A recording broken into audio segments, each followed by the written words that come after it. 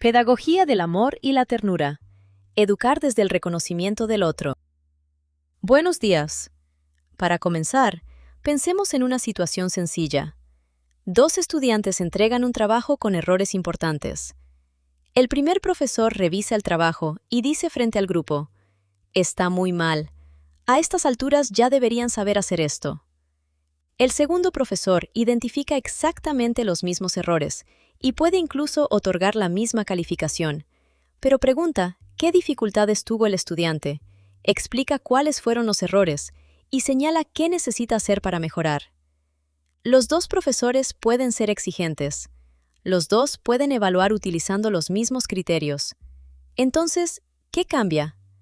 Cambia la manera en que se establece la relación con el estudiante mientras se enseña, se corrige y se evalúa. Esta situación nos permite introducir la pedagogía del amor y la ternura. No se trata simplemente de que el profesor sea amable. Las lecturas que revisaremos relacionan esta propuesta con conceptos como dignidad, reconocimiento, afectividad, diálogo, convivencia, alteridad y respeto por las características particulares del estudiante. López Arrillaga, por ejemplo, presenta la pedagogía del amor y la ternura como una perspectiva que reconoce a los estudiantes como seres humanos únicos y con personalidades diversas. Durante la exposición veremos cómo otros autores han desarrollado estas ideas y cómo pueden entenderse dentro de situaciones educativas concretas. ¿Qué es la pedagogía del amor y la ternura? Una primera lectura es el ensayo de César Enrique López Arrillaga, publicado en 2019 en Revista Scientific. El autor analiza la pedagogía del amor y la ternura específicamente desde la práctica del docente de educación primaria. Plantea la necesidad de reconocer los conocimientos previos, las necesidades formativas y la individualidad de los estudiantes dentro del proceso educativo. Pero López Arrillaga no es el único autor que trabaja esta perspectiva. En 2023, Bermello Murillo, Arteaga Párraga, Navia Sánchez y Rezabala Cedeño publicaron en Episteme Koinonia un estudio documental dedicado específicamente a la pedagogía del amor y la ternura. Las autoras revisan esta propuesta como una forma de pensar una práctica educativa centrada en la dignidad humana y en la relación entre docente y estudiante. En su análisis aparecen de manera recurrente el diálogo, el respeto, la tolerancia, la solidaridad y la empatía. Esto permite hacer una primera precisión. La pedagogía del amor y la ternura no consiste solamente en demostrar cariño. En estas lecturas, el amor se relaciona con la forma en que el educador reconoce al otro como persona, mientras que la ternura se vincula con una relación educativa sensible a sus experiencias, emociones y necesidades. La educación sigue teniendo objetivos, contenidos, responsabilidades y evaluación. Lo que se modifica es la manera de entender la relación entre las personas que participan en ese proceso. Primer principio: reconocimiento de la dignidad y singularidad del estudiante. Uno de los elementos que se repite en estas lecturas es el reconocimiento del estudiante como una persona particular. López Arrillaga sostiene que los estudiantes no son idénticos entre sí. Llegan al aula con diferentes conocimientos, necesidades, experiencias y formas de relacionarse con el aprendizaje. Bermello Murillo y colaboradores desarrollan una idea relacionada cuando describen la pedagogía del amor y la ternura desde el reconocimiento de la dignidad y singularidad de la persona. Su estudio documental también vincula esta perspectiva con la aceptación del otro, el diálogo y la consideración mutua. Pensemos en una niña de primaria que tiene dificultades para leer en voz alta. Una posibilidad es compararla constantemente con los estudiantes que leen más rápido. Todos terminaron menos tú. Otra posibilidad es mantener el objetivo educativo, que mejore su lectura, pero trabajar a partir de la dificultad concreta que presenta. El docente puede identificar en qué palabra se detiene, darle oportunidad de practicar y revisar posteriormente su avance. En ambos casos existe una expectativa de aprendizaje. La diferencia es que, en el segundo caso, el error no se utiliza para reducir a la estudiante a una etiqueta como lenta, floja o mala para leer. Desde esta perspectiva, reconocer la individualidad no significa renunciar a enseñar, sino evitar que las dificultades académicas se conviertan automáticamente en juicios sobre el valor de la persona. Segundo principio: amor, convivencia y reconocimiento del otro. Otra lectura especialmente útil es el artículo de Olimpia Hernández Hernández, publicado en 2016 en la revista Ra Shimhai. Su título es Incluir desde lo amoroso, una mirada desde la pedagogía del amor y paz. La autora relaciona la pedagogía del amor con la construcción de espacios de convivencia y paz dentro de la escuela. Entre las prácticas que analiza aparecen el reconocimiento, la convivencia, la cooperación y las relaciones dialógicas entre docentes y estudiantes. Aquí, el concepto de reconocimiento resulta especialmente importante.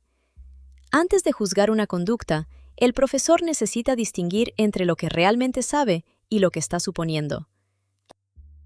Por ejemplo, un estudiante que participaba regularmente comienza a llegar tarde, deja de entregar actividades y permanece callado durante las clases.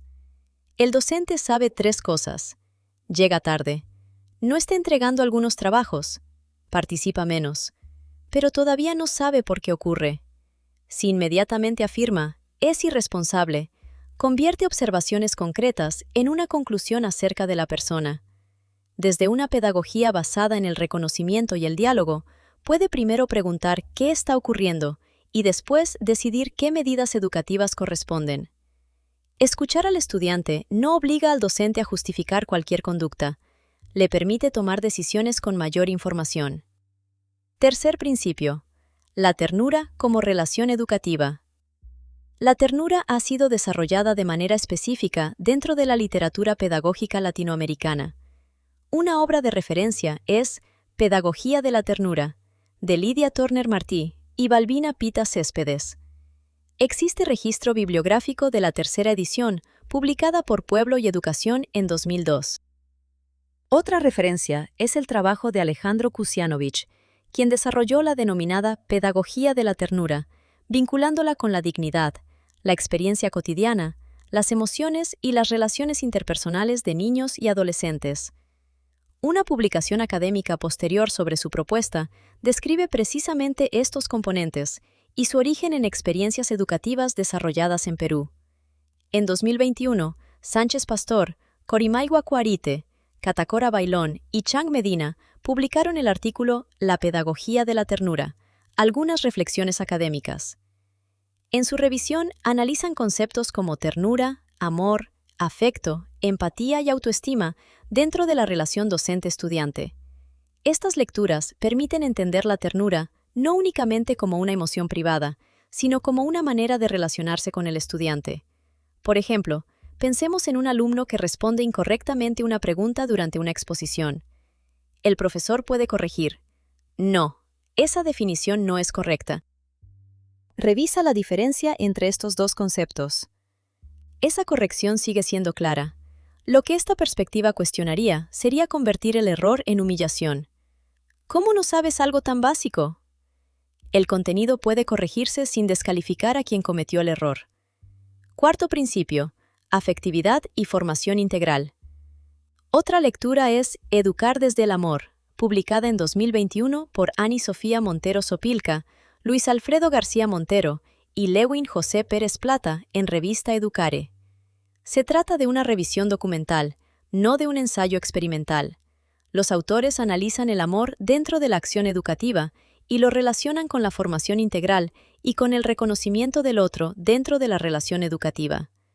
Esta idea ayuda a evitar una separación artificial entre aprendizaje académico y experiencia humana. Supongamos que una profesora está enseñando metodología de investigación en universidad. Un estudiante entrega por primera vez un protocolo de investigación y comete errores importantes. El objetivo no corresponde con la pregunta. La metodología está incompleta. Las referencias presentan problemas. Una respuesta pedagógica no consiste en decir que el trabajo está bien cuando no lo está. La profesora puede señalar exactamente los errores, asignar la evaluación correspondiente y explicar cómo corregirlos. La dimensión afectiva aparece en cómo se desarrolla esa interacción. Se corrige un producto académico sin convertir la corrección en una descalificación personal. Quinto principio: la pedagogía del amor y la ternura en contextos concretos. Una ventaja de revisar varias lecturas es que podemos observar que estos conceptos no se han discutido solamente de manera abstracta. Mariela Victoria Mendoza Carrasco publicó en 2019 el artículo La pedagogía del amor y de la ternura, en las aulas hospitalarias del Perú, en la revista Educación. El propio título muestra un contexto educativo muy particular: estudiantes que continúan su educación mientras atraviesan situaciones relacionadas con hospitalización y enfermedad. En ese contexto, resulta evidente que enseñar requiere considerar circunstancias que normalmente no aparecen en un aula convencional. El estudiante sigue teniendo derecho a aprender y el docente continúa teniendo una función educativa, pero la situación personal modifica las condiciones en las que ocurre ese aprendizaje. Este ejemplo ayuda a comprender un aspecto importante de la pedagogía de la ternura. Considerar la situación del estudiante no significa abandonar los objetivos educativos. Significa reconocer que los procesos educativos ocurren con personas concretas y en circunstancias concretas. Sexto principio: diálogo. El diálogo aparece repetidamente en estas propuestas. Hernández lo relaciona con la construcción de relaciones entre docente y estudiante. Bermello Murillo y colaboradores también incluyen el diálogo dentro del reconocimiento y la consideración mutua. Dialogar no significa que profesor y estudiante tengan exactamente las mismas funciones. El docente conserva su responsabilidad sobre la planificación, enseñanza y evaluación. Pero el estudiante puede proporcionar información fundamental acerca de cómo está experimentando el aprendizaje. Por ejemplo, un profesor explica un tema y posteriormente descubre que gran parte del grupo no lo comprendió. Puede concluir: no estudiaron. Pero también puede preguntar: ¿en qué parte comenzó la confusión? Tal vez encuentre que los estudiantes no dominaban un concepto previo necesario. Eso no significa que los alumnos sustituyan el conocimiento del profesor. Significa que la comunicación proporciona información para ajustar el proceso de enseñanza. Vamos a integrar estos conceptos en una situación. Sofía es estudiante de primer semestre universitario. Durante las primeras semanas participa constantemente. Después obtiene una calificación baja en un examen. A partir de ese momento deja de participar, entrega 2 actividades incompletas y comienza a sentarse al fondo del salón. ¿Qué podría hacer el profesor desde los principios que hemos revisado? Primero, distinguir observaciones de interpretaciones. El profesor sabe que Sofía participa menos y que entregó 2 actividades incompletas. No sabe todavía por qué. Por tanto, evita reducirla inmediatamente a etiquetas como floja, desinteresada o mala estudiante. Segundo, establecer diálogo. Puede acercarse y decir: he notado que has participado menos y que las 2 últimas actividades quedaron incompletas. ¿Hay alguna dificultad con la materia en la que pueda orientarte? Tercero, escuchar. Supongamos que Sofía explica que después del examen comenzó a pensar que no tiene capacidad para estudiar la carrera.